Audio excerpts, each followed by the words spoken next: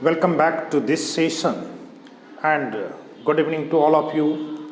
Today I am going to discuss a topic named cloze test. जैसा कि पिछले class में हमने क्लोज टेस्ट पर कुछ कंसेप्ट के साथ साथ एक एक्सरसाइज के रूप में डिस्कस किया था। आज हम उसी से आगे बढ़ेंगे और कुछ टिप्स के साथ पुनः एक एक्सरसाइज के रूप में आज लेंगे। जैसा कि पिछले क्लास में क्लोज टेस्ट के कुछ फंडामेंटल जो नीड्स हैं उनके बारे में हमने चर्चा किया था कि किस प्रकार से आप क्लोज टेस्ट को आसानी से खास करके एग्जामिनेशन में बना सकते हैं। हमने एक फार्मूला रखा था कि जो speed with accuracy equal to success, तो स्पीड के साथ साथ एक्यूरेसी भी देखना है, क्योंकि खास करके बैंकिंग में या एसएससी में नेगेटिव मार्क्स भी ज़्यादातर आपको इस प्रकार से 4:1 या 5:1 इस प्रकार से रहता है।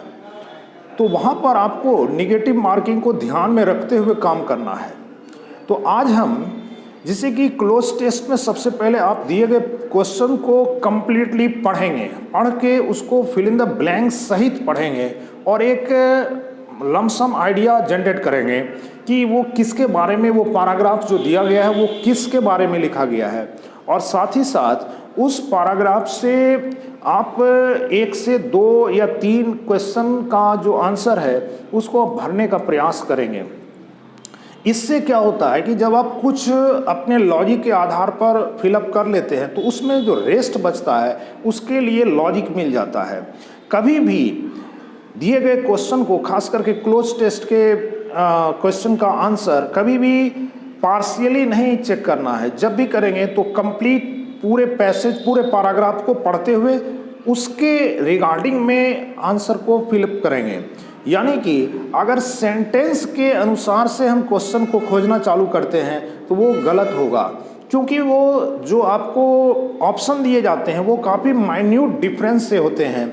अर्थात कई बार आपको ऐसा लगेगा कि इसमें 2-2, 3-3 ऑप्शन लगता है सही होने जा रहा है, लेकिन कोई एक ही सही होगा। तो इस सिलसिले में आपको वहाँ पर अलर्ट रहना होगा और मोस्ट अप्रोप्रिएट ऑप्शन को क्लिक करना होगा। तो पैसेज के कॉन्टेक्स्ट में चेक करने के बाद ये होता है कि 4 में या 5 में आप 2 से 3 को पहले एलिमिनेट करें। एलिमिनेट कैसे करेंगे? तो एलिमिनेट करेंगे on the basis of the whole context, पूरे टेक्स्ट के कॉन्टेक्स्ट के आधार पर, उसके मीनिंग के आधार पर आप ये देखेंगे पहले कि कौन सा फिट नहीं है। तो जो फिट नहीं है उसको क्या करेंगे? डिलीट करते जाएंगे, और इस प्रकार से जब डिलीट करेंगे तो जो रेस्ट बचेगा वही आपका राइट आंसर के रूप में सेलेक्ट होगा, यानी कि आप उसको सेलेक्ट करेंगे। इसमें मुख्य रूप से पार्ट्स ऑफ स्पीच पर आपका पूरा पकड़ होना चाहिए, यानी कि noun, pronoun, verb, adverb, preposition, article, इस तरह से खास करके जो इस तरह का WH वर्ड अगर उसमें कुछ है तो उस पर भी देखेंगे। कहीं ना कहीं ओवरऑल ग्रामेटिकल स्ट्रक्चर और टेंस और साथ ही साथ वोकैब्स की भी जानकारी होनी चाहिए। तो इसमें आज हम एक क्वेश्चन लेने जा रहे हैं जिसके एग्जाम्पल के रूप में, तो इसको आप देखेंगे और समझने का प्रयास करेंगे। सबसे पहले दिए गए पैराग्राफ को फिल इन द ब्लैंक समेत इसको पहले आप एक बार पढ़ लेंगे। जैसे मैं कहता हूँ, technology in education dash the necessary instrumentality through which education process can be enriched and dash optimised. जब भी एंड से कोई वर्ड जुड़ा रहेगा तो वो सेम सेंस का होगा, लेकिन जब वो बट से जुड़ा रहता है तो, या फिर कोई भी कॉन्ट्रास्ट जो एक दूसरे के अपोजिट मीनिंग, अपोजिट सेंस में होगा, तो इन जनरल वो बट से कंजंक्शन के माध्यम से इस प्रकार से अटैच रहेगा। तो कहने का मतलब नेक्स्ट है, it's unique dash are outreach and responsiveness to individual nature and dash emphasising the dash of computers in educational process. The programme of action recommends that computers can play an important role in dash the efficiency of the teaching and process to children more creative and provide them with the individual learning, dash computer literacy will be crucial in dash children to cope with the technological advancement। कहने का मतलब कि इसको पढ़ने के बाद ऐसा लग रहा है कि कंप्यूटर के इम्पोर्टेंस और ख़ास करके जो वर्तमान में यानी जो टेक्नोलॉजी का जो रोल है एजुकेशन के क्षेत्र में, और उस टेक्नोलॉजी में खास करके कंप्यूटर्स का जो रोल है, किस प्रकार से कंप्यूटर का प्रयोग हमारे लाइफ को खास करके टेक्नोलॉजी के माध्यम से इन्हांस किया है, यानी बूस्टअप हुआ है उसका, और किस प्रकार से हम आसानी से दूर बैठे क्लास को आसानी से आप देख सकते हैं, सुन सकते हैं और उसको आप समझ सकते हैं। कहीं ना कहीं टेक्नोलॉजी और टेक्नोलॉजी में कंप्यूटर्स के कंट्रीब्यूशन को भी इसमें दिखाया गया है। तो इतना पढ़ने के बाद कम से कम एक रफली आइडिया आ जाता है उस पैराग्राफ के बारे में कि जो दिया गया है उसका मोटो क्या है, उस पैराग्राफ के पीछे क्या है, एक मीनिंग, एक रफली आइडिया। अब चलते हैं वन बाय वन करके। Technology in education dash the necessary instrumentally. पहले क्या है कि यहाँ से यहाँ तक के जो पैराग्राफ है, उस पैराग्राफ के मीनिंग के आधार पर, उस कंप्लीट पैराग्राफ के कॉन्टेक्स्ट के आधार पर आप वर्ड मीनिंग जो भी वर्ड्स दिए गए हैं उसको भरेंगे, ना कि ये सिर्फ कि एक लाइन हमने देखा और उसको उसी लाइन के लॉजिक के आधार पर वहाँ भर दिया। ऐसा नहीं। कई बार ऐसा होता है कि अगर हम इसको पार्शियली भरते जाएंगे और पूरे पढ़ के उसके आधार पर नहीं करेंगे तो उसमें कई बार इसमें जो ऑप्शन होता है वो माइन्यूट डिफरेंस का होता है, तो गलती होने का चांस रहेगा। इसीलिए कभी भी पार्शियल चेक ना करें।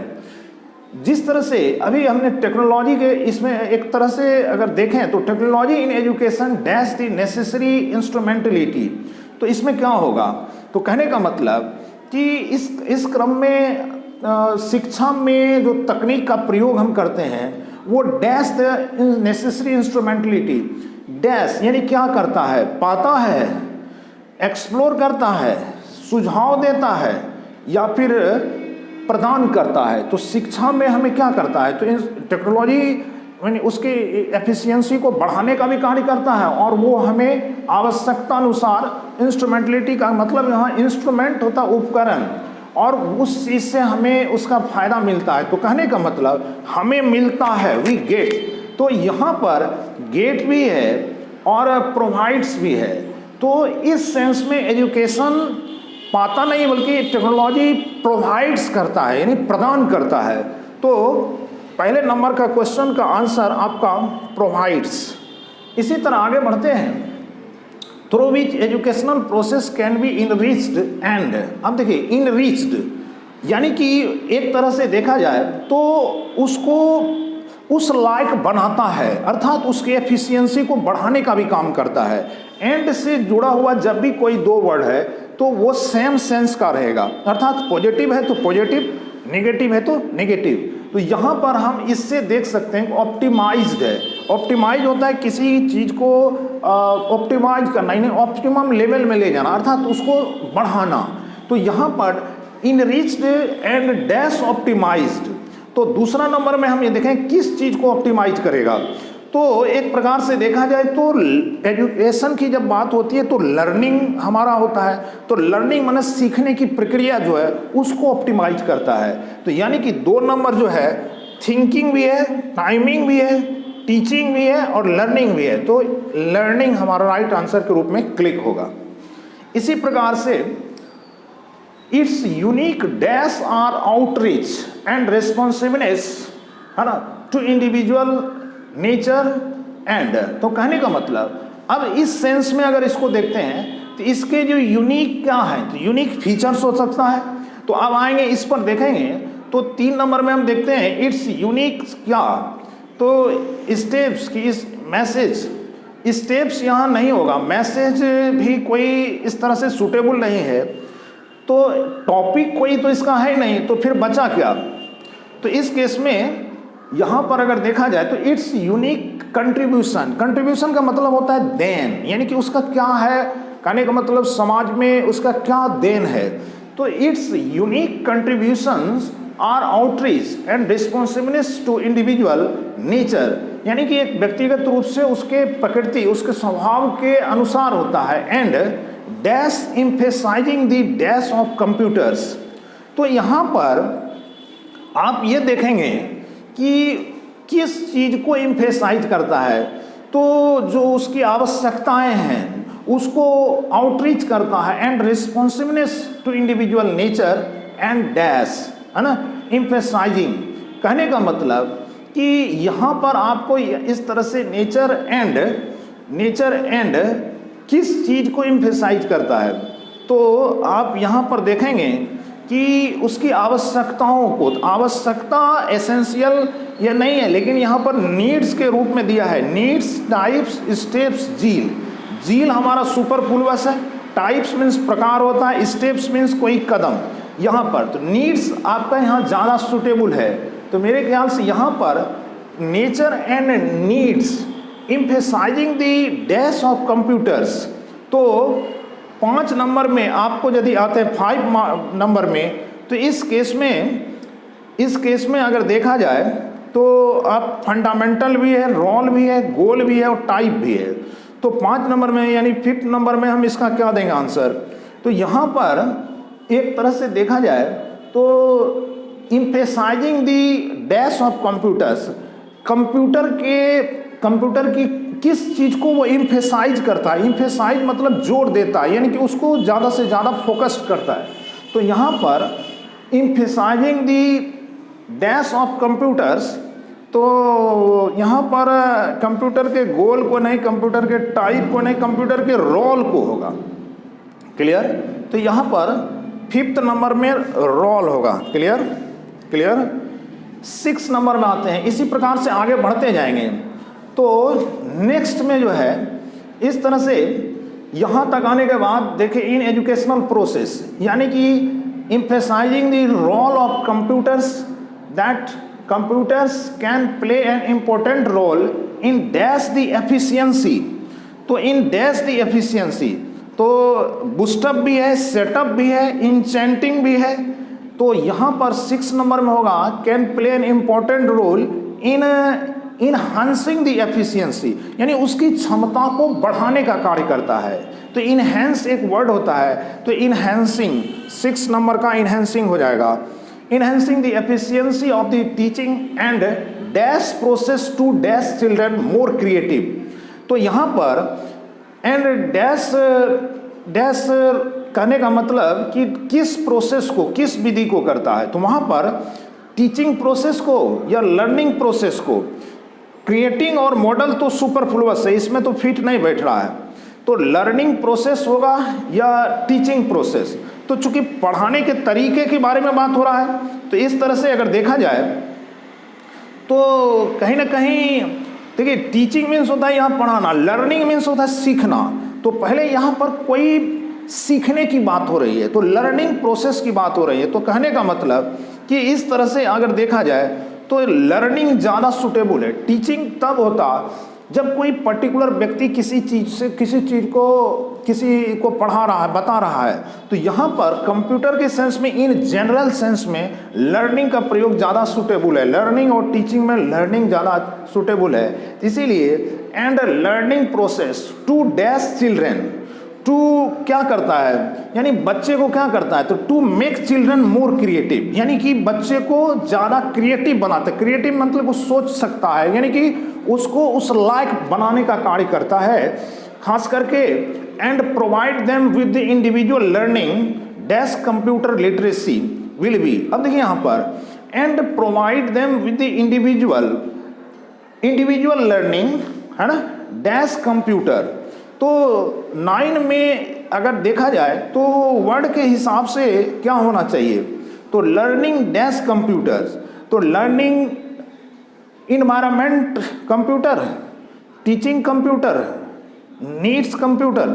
तो कहने का मतलब कि इस केस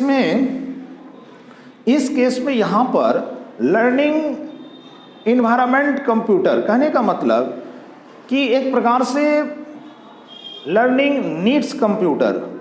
तो नीड्स यहाँ नहीं होके, यानी कि ज़रूरत, कंप्यूटर की ज़रूरतों को नहीं करेगा।